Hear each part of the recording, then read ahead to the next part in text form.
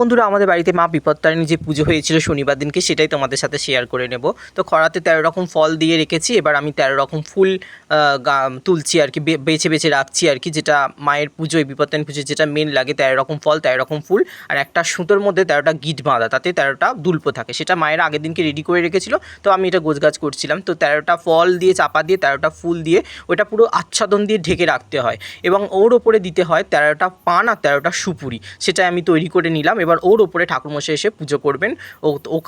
ওটাও পুজো হবে এবং ঘটে পুজো হবে। তো দেখতে পাচ্ছি এটা পঞ্চপল্লব ঘট বসানোর, যারা ভিডিও আমার দেখেছো তারা নিশ্চয়ই জানো, আর যারা দেখোনি প্লিজ দেখে নিও। তো এটা মায়ের ঘরটা সাজিয়ে নিয়েছি, বসিয়ে দিয়েছি। তারপরে আমি যে 108টার মালা, বেলপাতার মালা করে রেখেছিলাম, সেটা মায়ের গলায় পরিয়ে দিলাম। আমি যে পিকচার এনেছিলাম, দেখো কত সুন্দর লাগছে মায়ের সাজানোটা। আর এই যে মা বিপত্তারিণী পিকচারটা না, এটা আমি পাঁজি থেকে কেটে বাঁধিয়েছিলাম, কোথাও তখন পিকচার পাচ্ছিলাম না। আর এই মা ভবতারিণী পিকচারটা তো আমি কালী পুজোর সময় এনে পুজো করেছিলাম। তো একসাথেই পুজো করছি দুজনকে, একই তো, মা চণ্ডী মা কালী একই ব্যাপার। দেখো আমাদের ছোটো ঠাকুরঘরটা। আর এইদিকে আমি পূর্ণপত্র সাজিয়ে রেখেছিলাম সব রকম ফুল দিয়ে, দেখো কত সুন্দর লাগছে। তারপর আমি মায়ের কাছে আলতা আর সিঁদুরটা দিয়ে দিলাম, মাকে গ্রহণ করো। আর যারা আমাদের বাড়িতে ব্রতীরা এসেছেন তাদেরকে একটু তুলে নিলাম, মা কাকিমাদের সাথে, তারাও বসে আছে পুজো দেবে বলে ভক্তি সহকারে। তো দেখতে পাচ্ছ তোমরা। তারপরে ঠাকুরমশাই এসে পুজো শুরু করে দিয়েছিলেন, সেটা ভালো করে তোলায়নি, তাই একেবারে ডাইরেক্ট আমি আরতি দর্শন করাচ্ছি। মঙ্গল আরতি তোমরা দর্শন করো, এরাও সবাই করছে, আমিও করছিলাম, আর তোমরা দর্শন করো। দেখতে পাচ্ছ কড়াতে যে ফুল, অলরেডি আমাদের তখন অনেকটা পুজো হয়ে গেছে। তারপরেই ঠাকুরমশাই আরতি করছিলেন, তো সেটা তোমরা দর্শন করো। খুবই ভালো লাগছিল, মানে কি বলবো আর কি। তোমাদের কেমন লেগেছে, তোমরা কেমন করে পুজো দিয়েছো, সেটা আমাকে প্লিজ কমেন্ট করে জানিও।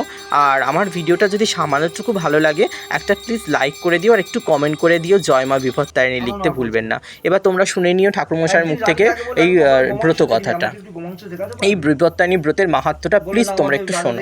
প্রাণ নিয়ে নেবে। অনেক অনুনির্বিনয়ের পর একদিন চামারের বউ রানীকে কথা দিয়েছে যে আপনি তাকে মাংস দেখাবেন।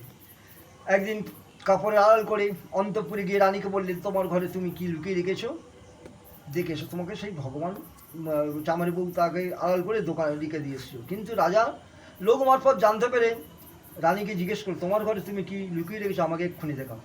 রাজা রাগ দেখে রানীর খুব ভয় হলো। রানী কাঁপতে কাঁপতে, মা আমার বিপত্তি রক্ষা করো, মা বিপত্তারিণী স্মরণ করতে লাগলেন।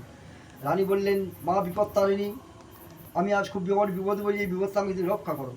রানীর প্রার্থনা সেই দেবী বিপত্তারিণী সন্তুষ্ট হয়ে, তবে আমি সন্তুষ্ট হয়েছি, তোমার ঘরে যা ছিল সেটা গিয়ে দেখো ফল ফুলে ভরে গেছে, তুমি এখন সেগুলো। হ্যাঁ, ব্রতকথার পরে ঠাকুরমশাই পুষ্পাঞ্জলির পরে শান্তি জল দিচ্ছিলেন, আর তারপরে তোমাদেরকেও শান্তি করে দিলাম আর কি। তবে পুজোর পরে মাকে ঠিক এইরকম লাগছিল।